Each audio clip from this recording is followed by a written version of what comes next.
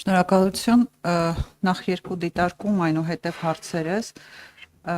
գիտեք ասում եք խաղաղության պայմանագրի դրույթները բխում են մեր շահերից, ես էլ կարող եմ ասել, որ քանի դեռ ռազմագերիների հարց կա եւ ադրբեջանցիները գտնվում են մեր տարածքում, դրույթները այդ կիսատ են եւ ամենևին էլ չեն երաշխավորում փոխշահավետությունը։ Հաջորդը ասում եք, որ թրիփը չպետք է ընկալել որպես Ադրբեջանի եւ Նախիջևանի միջև կապ, բայց չգիտես ինչու Ադրբեջանը հենց այդպես էլ ընկալում է գոնե իրենց հայտարարություններում հենց այդպես էլ հանդես են գալիս, բայց ես գամ արդեն եվրոպական ինտեգրմանը եւ եվրոպական ինտեգրման հետ կապված մի քանի հարց ունեմ, Մարտին ճիշտ է, ազգային ժողովը մեծ շուկով ընդունեց Եվրոպական միության անդամակցության գործընթացի մեկնարկի մասին օրենքի նախագիծը, ես հիշում եմ այս նույն սենյակում ինչ ելույթներ էին, այդ թվում դուք, պարոն Եղոյան, այո, բայց հիմա հարցս հետեւյալին է վերաբերում, բացի վարչություն ստեղծելուց, այս 8 ամսվա ընթացքում կոնկրետ քայլեր արվել են այդ ուղղությամբ, թե պարզապես օրենքեր պետք է ընդունեինք, ձևանեինք, թե այդպիսի օրենք ունենք։ Հաջորդը Հայաստանի Հանրապետության ժողովրդավարության այսպիսի իմ գնահատմամբ խայտառակ, դուք կասեք ոչ, պայմաններում ոնց եք պատկերացնում Եվրոպական միության անդամակցությունը, մի հատ օրինակ բերեմ, հետո արդեն դրա հետ կապված կասեք ձեր տեսակետը, Գյումրիում անհրաժեշտության ակցիաների հետևանքով 41 մեղադրյալ կա, 41, որից երկուսը անչափահաս են։ Այս ժողովրդավարությամբ ոնց եք գնում Եվրոպական միություն։ Տիկին Վարդան, դուք ասացիք, որ ես ասում եմ, որ պայմանագրի դրույթները բխում են մեր շահերից, այնինչ եւ դուք արեցիք ուրիշ պնդում գերիների մասին։ Չէ։ Հիմա եկեք իրար ճիշտ հասկանանք, եկեք ճիշտ բառեր օգտագործենք, արձանագրենք, թող ձայնագրվի։ Հիմա դուք վիճարկում եք, որ դա բխում է մեր շահերից, որովհետեւ դուք չվիճարկեցիք կարծես թե դա, դուք ասացիք որ ես ասում եմ, որ բխում է մեր շահերից եւ շարունակեցիք ձեր կողմից, եթե ճիշտ եմ բառը հիշում, վստահ եմ ճիշտ եմ հիշում, բայց դա կիսատ է, քանի որ գերիների բան չկա։ Հետևաբար կարող եմ ես եզրակացնել, որ դուք չեք վիճարկում, դուք համաձայն եք, որ այն ինչ որ գրված է, ամբողջությամբ բխում է մեր շահերից, իհարկե ափսոս, որ գերիների կտորը չկա։ Խնդրում եմ արձագանքի մեջ դա ասեք, որովհետեւ սա ճիշտ է նա, ինչ որ ես ընկալեցի ձեր ասածից, կարող ենք հետ տալ ձայնագրությունը նայել ոնց որ թե սխալ չեմ ընկալում, ապարտության ապագայի համար պետք է գա այստեղ իրար ճիշտ հասկանալը։ Թրիփը ես ասեցի կրկին, խնդրում եմ ինձ մեջ բերել, սա ճիշտ մեջ բերեք, որտեղ նրբերանգները շատ էական, ես ասեցի պետք չի ընկալել թրիփը որպես միայն Նախիջևան-Ադրբեջան կապ, որովհետև մենք էլ ենք այդ նույն ենթակառուցվածքը օգտագործելու աշխարհի այլ երկրների հետ կապվելու, այդ թվում եւ օգտագործելով եւ ակնհայտորեն քարտեզին նայելով եւ աշխարհի այլ երկրներ են, այդ էլ երրորդ հարթություն եւ աշխարհի այլ երկրներ են անցնելու այդ թրիփով եւ կապվեն իրար հետ երկրներ, որոնք ոչ Ադրբեջանն են, ոչ Հայաստանը։ Այսպիսով թրիփը ոչ միայն այո, նաև Ադրբեջանն ու Նախիջևանը կկապի իրար, այո, նաև Հայաստանը կկապի այլ երկրներ եւ այո, նաև տարբեր երրորդ երկրներ կկապի իրար հետ, կանցնեն այդ թրիփով տարբեր երկրների բեռներ օրինակ։ Ժողովրդավարության ձեր գնահատականը բնականաբար ընդհանրապես չեմ կիսում, համարում եմ, որ շատ ասելիք կունենայի, բայց երևի զերծ կմնամ ասել թե ինչպիսի աննախադեպ եւ անխոցելի դիրքերում է այսօրվա հայաստանյան ժողովրդավարությունը, օրինակ համեմատած այն շրջանի հետ, որտեղ երբ դուք ինքներդ ինչքան հիշում եմ, նաեւ падգամավոր եք եւ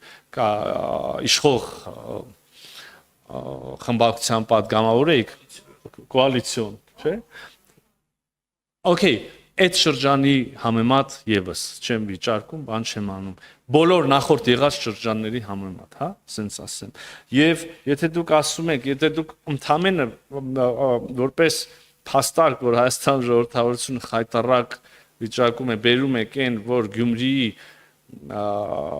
այդ դեպքից 41 կարգավիճակին չէր, մեղադրանք ներկայացված անց, այո, 41-ը կա, դա ինքնին խոսում է նրա մասին, որ Հայաստան ժողովրդավարությունը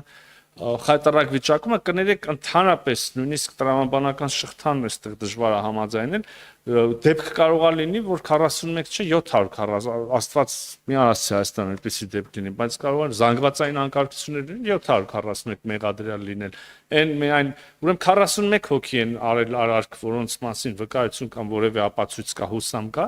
որ իրավապահ մարմինները անհրաժեշտ են համարել 41 հոգու ներկայացնել ես ընդհանրապես այդ դեպքից անկեղծ ասած տեղյակ չեմ չգիտեմ ինչի մասին եք խոսում շատ դասագրքային բան եմ ասում 41 մեղադրյալի ներկայությունը արկայությունը բոլորովին որևէ կերպ չի նշանակում որ ժողովրդավարություն խայտարակ վիճակում է ամենա ժողովրդավար երկրի օրինակը կարակ բերեք կարող լինի միջադեպ որտեղ այնտեղ 741 մեղադրյալ լինի ինչ ուրեմն այսինքն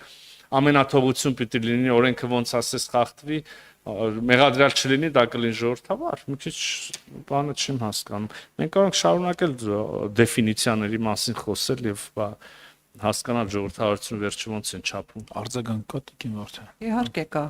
իհարկե Ես իհարկե կուզենայի ձեր գնահատական նմանատիպ գնահատական լսել, երբ որ դուք ընդդիմադիր էիք եւ երբ ձեր ընդդիմադիր եղած ժամանակ 41 մեղադրյալ կհայտնվեին անհնազանդության ակցիայի ժամանակ կասեիք, որ չէ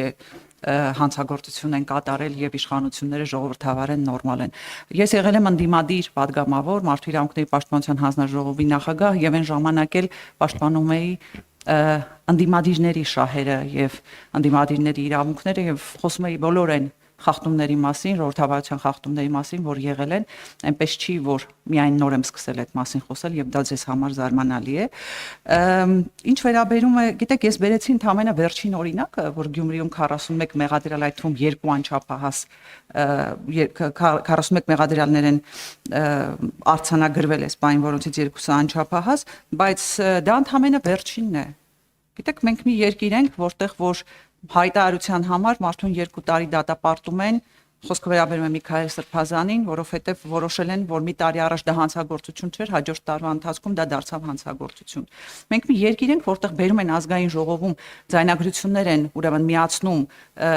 այսպես կտրված ձայնագրություններ եւ այլն, հետո պարզվում է, որ այդ ձայնագրությունները բոլորովին այլ բանի մասին են եւ 18 հոգի այս պահին անցնում են դատական process-ներով։ Այսինքն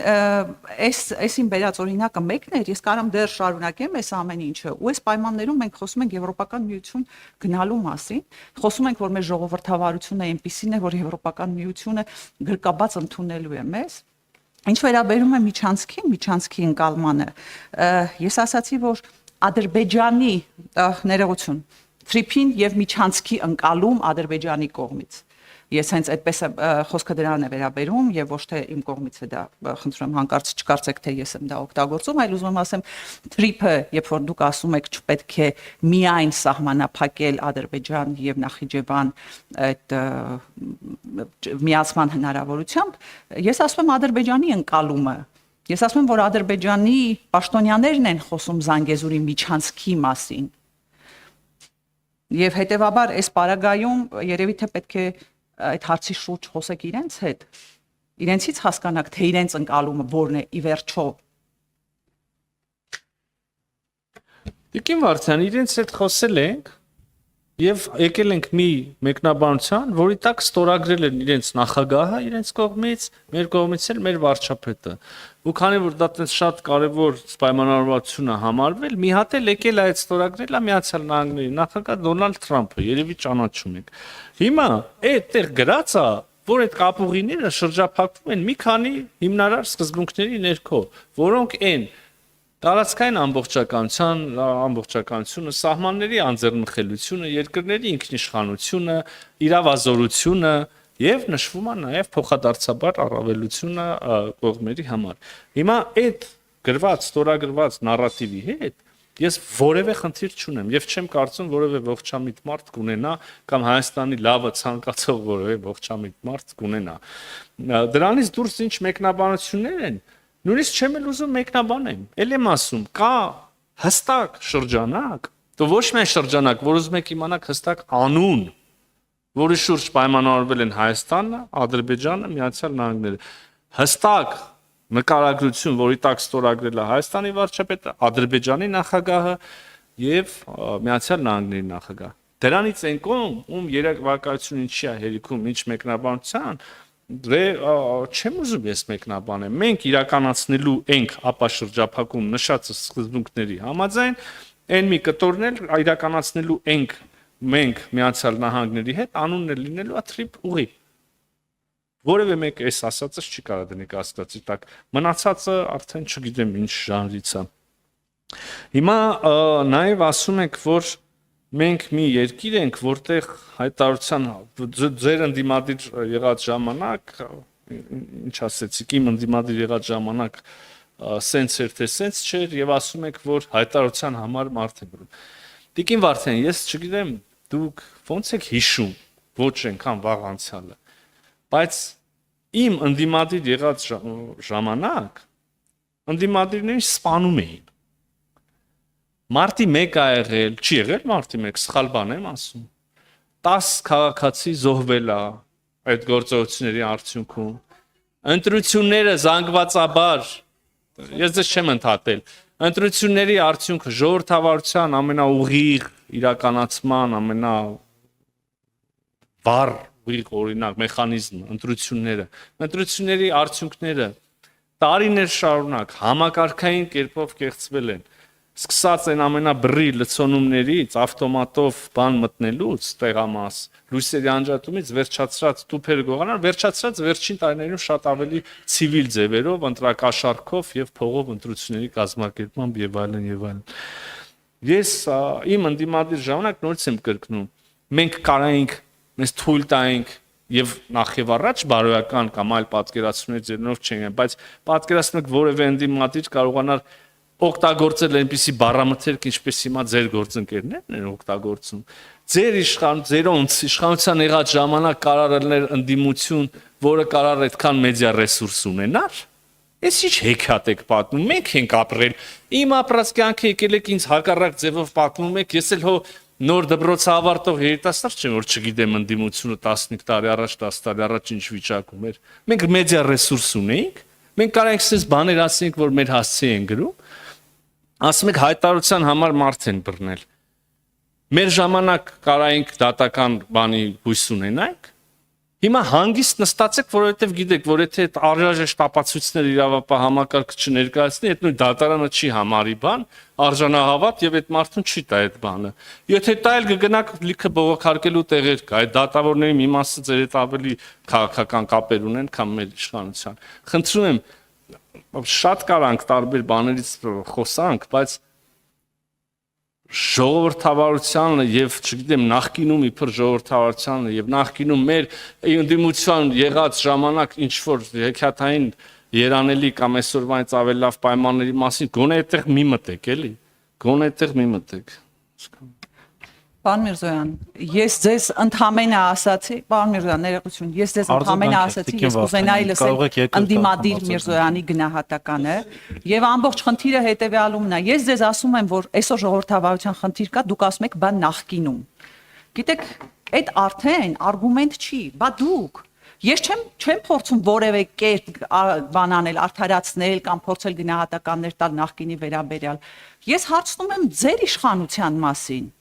Ես հարցնում եմ ձեր իշխանության օրոք եղած խնդիրների եւ ժողովրդավարության խնդիրների մասին։ Հերիք չի ձեզ ինչ հարց տալիս են, ասում են նախկինում։ Հա, նախկինում լավ չէր, նախկինում սխալ էր, բայց դա նշանակում է, որ պետք է այսպես լինի։ Շատ լավ, քանի որ դուք մի հատ էլ արձագանքեցիք, մի հատ էլ ես արձագանքեմ ձեր արձագանքին։ Եկեք որպեսի անձամբ իմ եւ անձամբ ձեր հետագա բոլոր հնարավոր հանդիպումները, քննարկումը ֆիքսված եւ փոխադարձ ընդունելի կանոններով ընթանա, խնդրում եմ ձեր վերջին արած հայտարարությունը եկեք մանրամասնենք եւ միասին հայտարարենք, թե նախկինում ինչքան վատ էր։ Երբ որ դուք բոլոր նյուանսներով հրապարակային կընդունեք, որ նախկինում Հայաստանը ժողովրդավար չի եղել, որ նախկինում Հայաստանում ընդդիմադիրներին կարային սպանեին, որ նախկինում Հայաստանում եւ այլ կոմպոնենտները վերլուծենք, անենք հայտարարություն, որից հետո թե ես ձեր հետ խոսալուց մի անգամ էլ կասեմ նախկիններ կամ նախկինում ոչ մի ժողովրդավարություն, ես մի հատ հրապարակային ներողություն կխնդրեմ։ Մի քիչ առաջ ակնարկ տեսա, շարունակեք նույն կերպ։